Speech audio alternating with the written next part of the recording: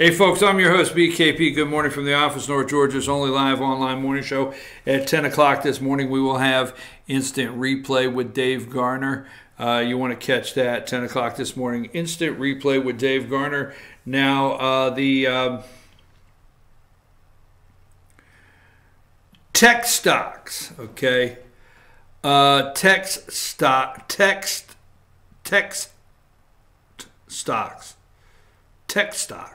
right? Say that 3 times fast. They're taking a nosedive. I'm not a professional on the stock market. Not for sure when they start about all the earnings and stuff. I have a vague idea what they're talking about, but they are taking a nosedive, okay? And we have the usual AAA warns of record-breaking traffic this Thanksgiving. I don't know what you're doing, but I'm not going to be in the record-breaking traffic. I won't be far from home, but I won't be in the record-breaking traffic. That I know for sure. Let me just show you a couple more picks that I want to go over before we close today. Give me, I know I got this one. Give me...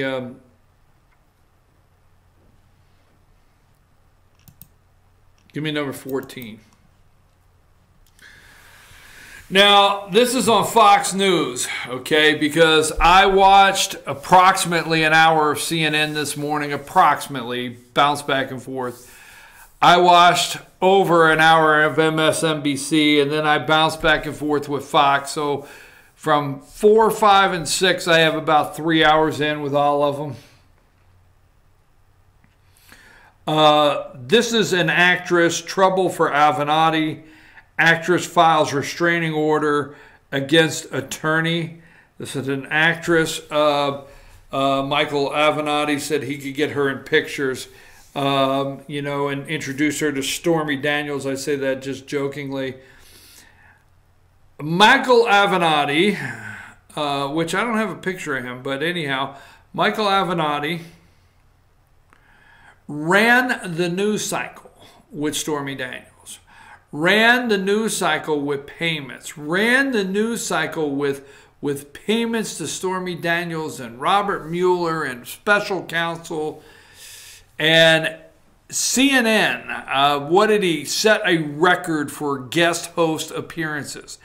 And in fact, Avenatti, they made Avenatti, Michael Avenatti, CNN, the center of the entire Russian investigation slash what he knew slash Mueller slash, you know, Michael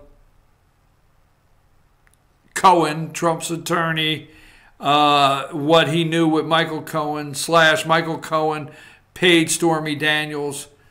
And they did no checking whatsoever. Now, when Trump gets up and tells you that CNN is the enemy of the people and MSNBC is the enemy of the people, and some of these networks are, they are. Michael Avenatti, there was no check. So Michael Avenatti, this woman has filed a restraining order. Second, he was jailed. We don't know if this is the same woman. He was jailed for a domestic violence dispute where it was claimed he physically hit a woman. That's the accusation, all right? And you remember, these are the people that didn't want due process. This is the man that found the phony, which one of the women did he find that he made an allegation? He came out.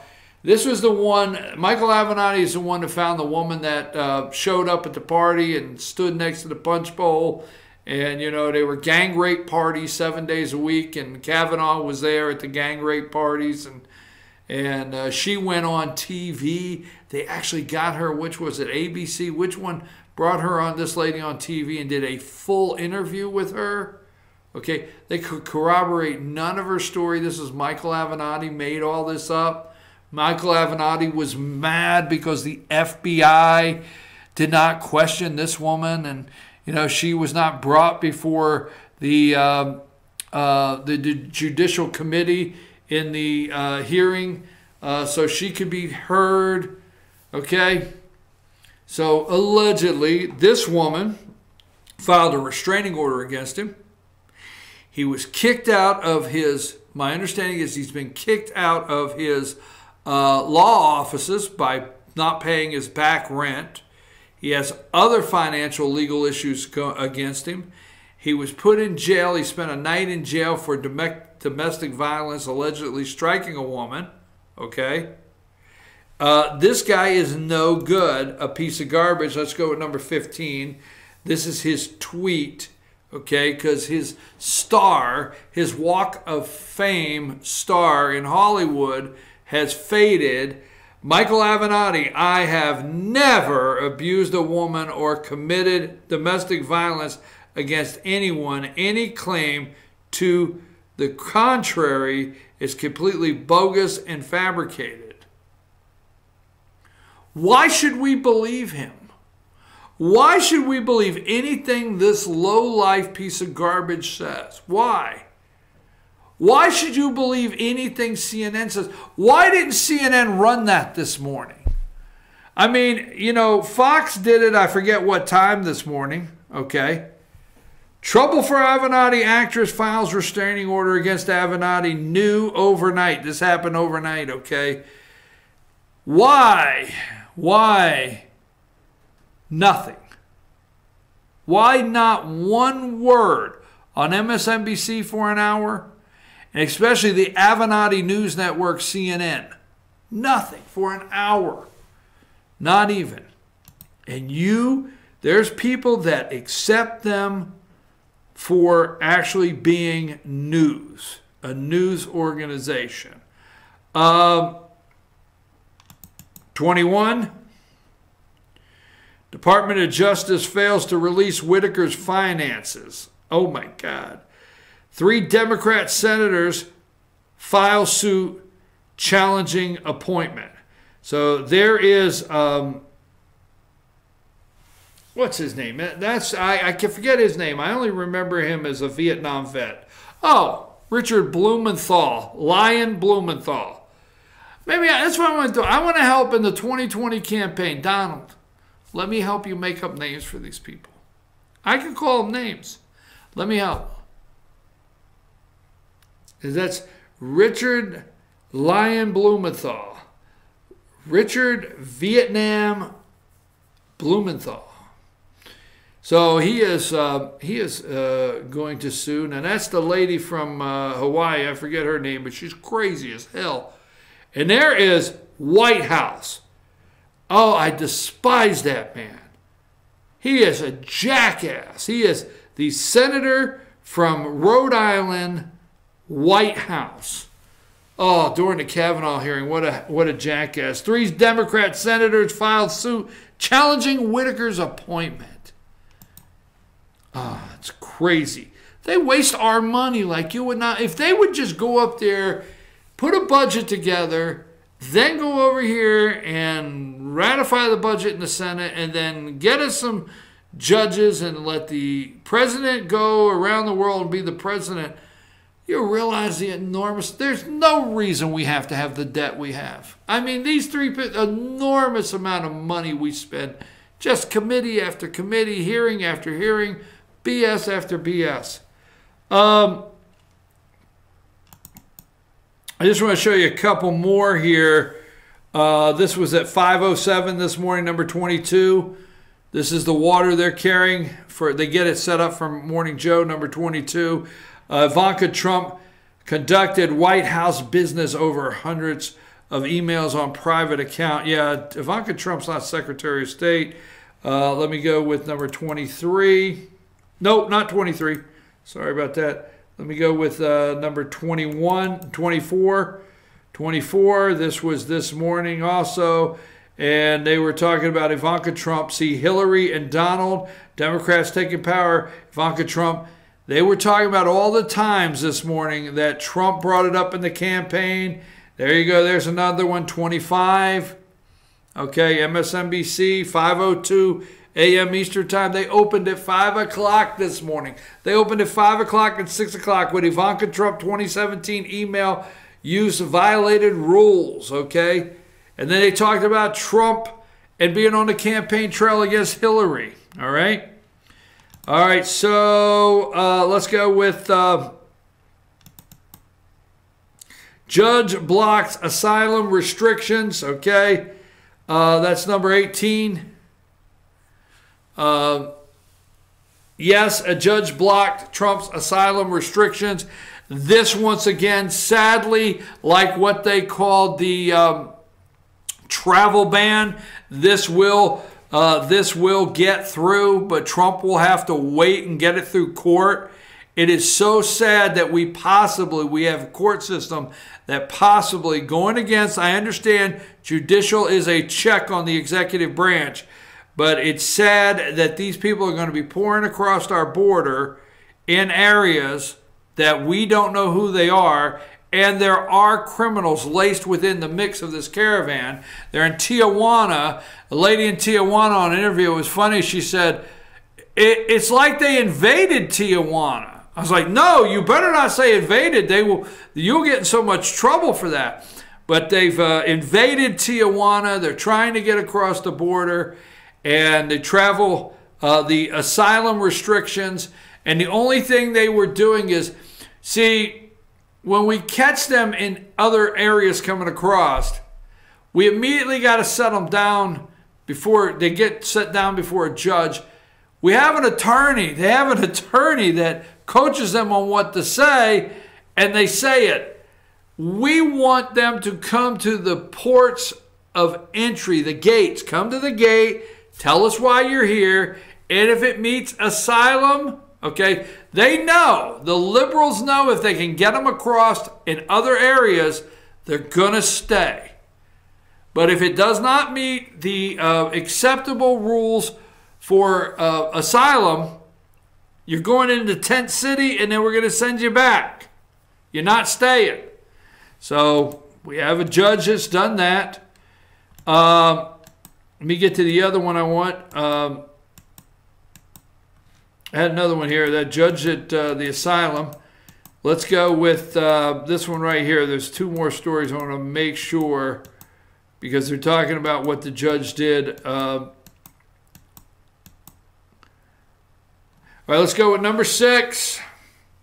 They are going nuts, saying, well, it was just a stunt. Jeff Flake said sending troops to the border is just a stunt. Okay, it was not. The troops had a mission. They completed it. All right, the troops were there. Many of the troops, not all of them, are coming home. Politico, troops at U.S.-Mexican border to start coming home. All the troops should be home by Christmas, as originally expected, Army Lieutenant Jeffrey Buchanan said in an interview Monday. The media went nuts. They went down there as a support unit. Everyone is not coming home. Okay? And what they did is they went down there and they've gone across the border and they've laid barbed wire. They've set up tent cities. They went and completed the mission that they were sent for. Okay? Now, Trump is looking at, and I don't want to quote it until it comes out, and we're 100% on it, but in a support role, more of a support role in defending the border is the next mission they may go for. But they're going crazy that the troops are coming home and should be home by Christmas. We sent 5,000 troops or whatever down there to lay barbed wire to help support border agents.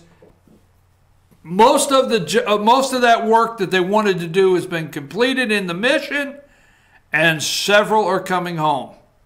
But not all of them, and Trump's not done down there defending the border. The border was not a stunt.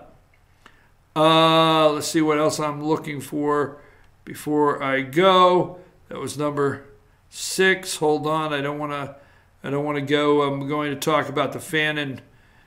Let's go to number 20. Chicago. Okay. Chicago. Gunman kills 3 at Chicago's Mercy Hospital. All right. And Rahm Emanuel is getting a deal to go on either ABC, NBC, or CNN, whoever's cutting the biggest check. He's out auditioning this no good, corrupt piece of garbage mayor of Chicago, Rahm Emanuel, is getting a morning shot on Sundays to be a correspondent. Be not a correspondent. He's going to be whatever, a contributor. He's going to be a network contributor. This piece of garbage is. Okay, let me stay there. Let me look at something. I'm going to look for. I got to look for a statistic here. It won't take me but just a second in Chicago. A police officer is dead in Chicago this morning, and 2 others. But I want to find.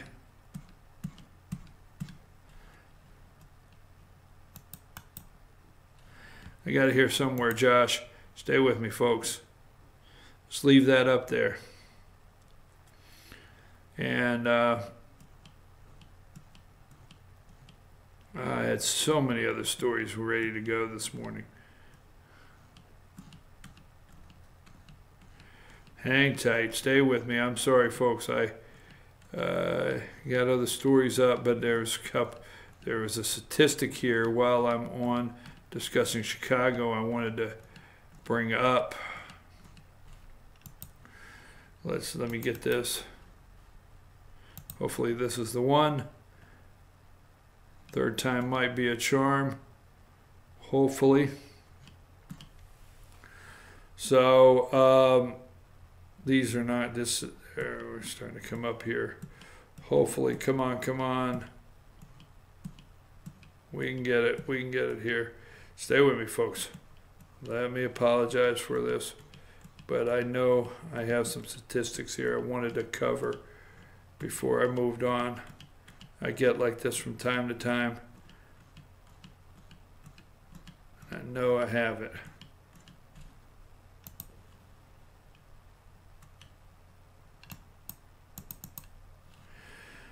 Maybe this one is. Maybe the last, maybe the 4th time is the real charm. If I want to get this because there's 3 these people killed in Chicago.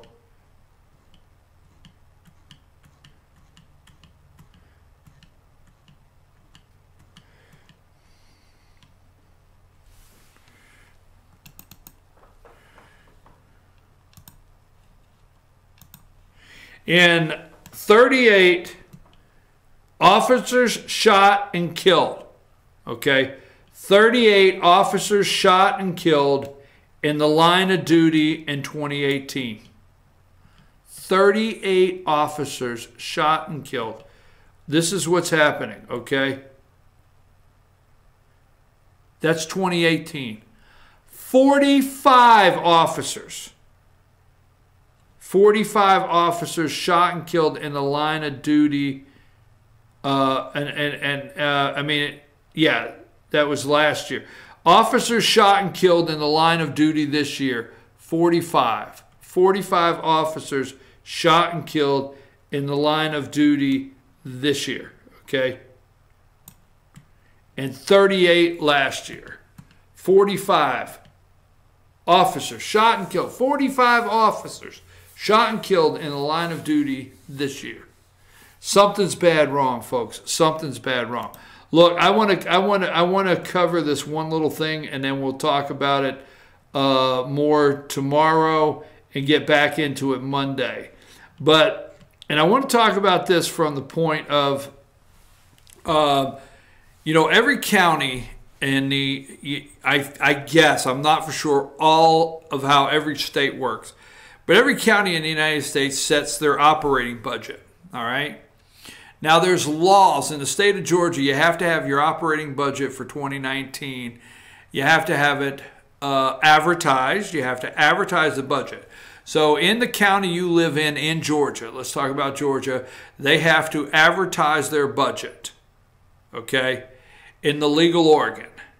And then they have to have a public meeting. You are allowed to come and have a public open meeting, okay, about the budget. I don't think they have to have 2, but I do know they have to have a public meeting, okay? Have to have a hearing. So you as citizens in your county, so when you are you have a budget, then it's going to be put in your legal organ. It's advertised. You can read the budget, the operating budget, and then they have a meeting, public hearing, and then they vote. Now, the state of Georgia says every single county has to submit their operating budget for the year. Has to. By law, the state constitution, you have to have it before the end of the year, and you have to follow the procedures properly to get it sent to the state. That being said, there's about a $300,000 to $400,000 difference of opinion in the tax assessor's office in Fannin County that Chairman Stan Helton will not bring the 2019 Fannin County operating budget to a vote until he gets some kind of resolution with the Board of Assessors at Fannin County. So last night they called a special called meeting, and they called in the Board of Assessors. So the Board of Assessors were there for Fannin County and the Board of Commissioners, and they called in GMAS. Now GMAS is a company in the state of Georgia which does privatized tax assessments in counties. They have different contracts. They have Hall County, Gwinnett County, and they have different contracts, and they have a different scope of work in many of the counties, all right?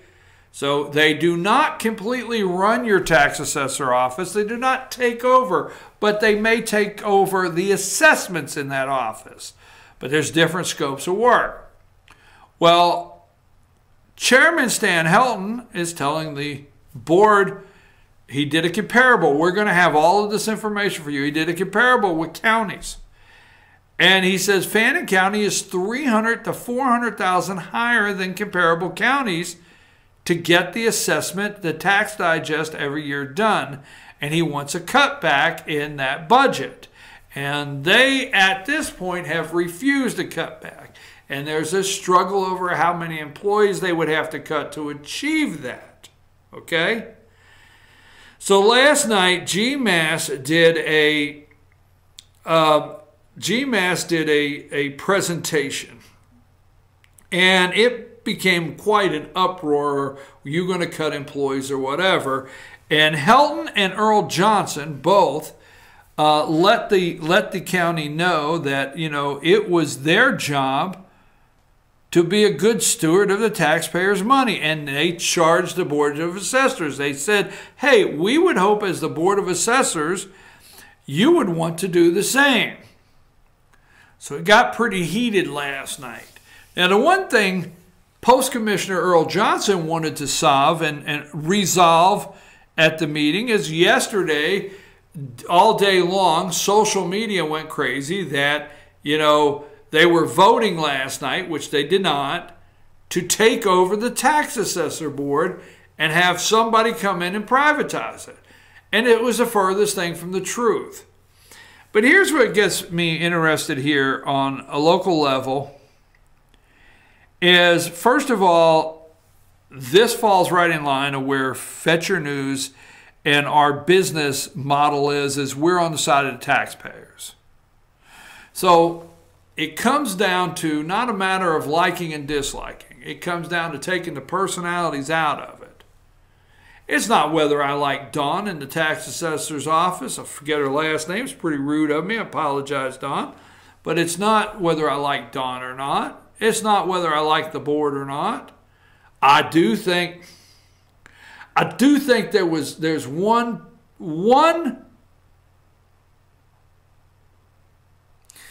I think the Board of Assessors has 5 on there. And, you know, it's like, I tell you what, let me just compare it, all right?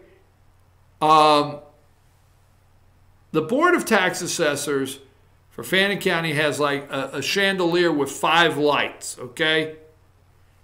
There's 5 lights in this chandelier. One's burnt out. Not dim, one is burnt out. And somebody needs to change the light in the chandelier.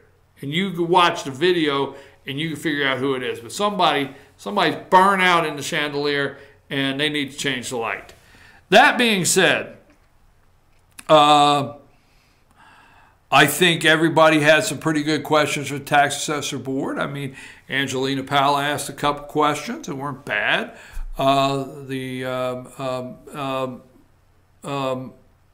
Several of the tax assessors, Miss Bearden, I forget her first name, she asked several questions. Wasn't bad questions to GMAS, the people that are may come in and do tax assessments. But Mark Hinson is the former superintendent of schools of Fannin County, and he finally says, after Stan Helton said several times,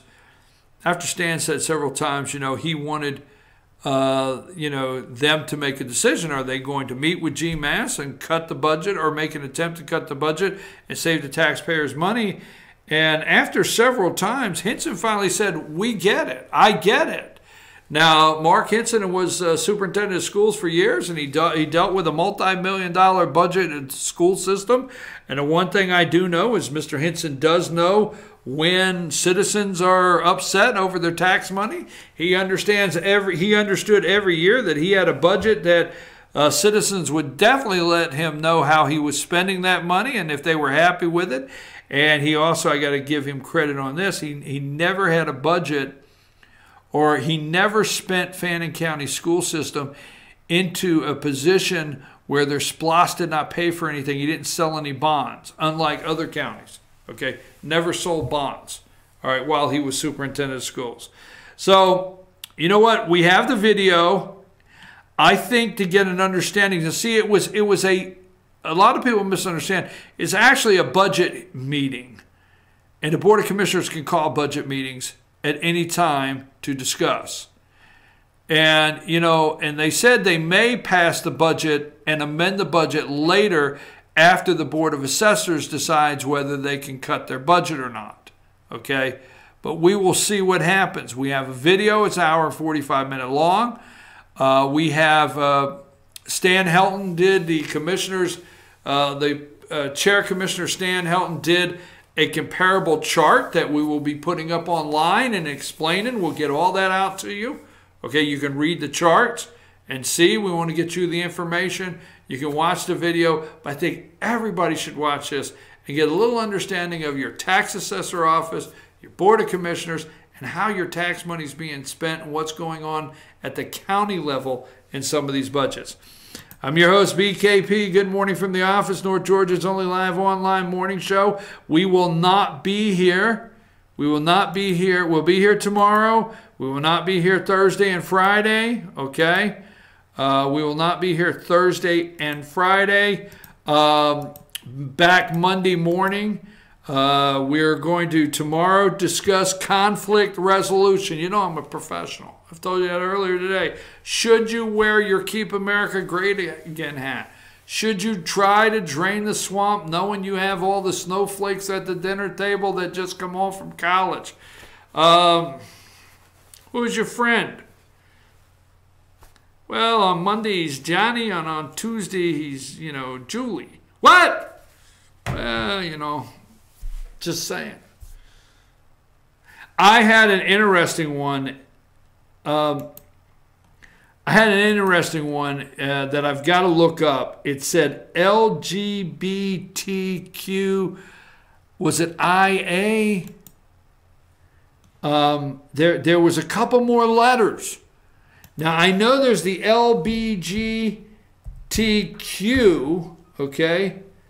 Now a lot of people say LBGT or LG, whatever it is. Now there's a Q, right? LBGTQ, all right?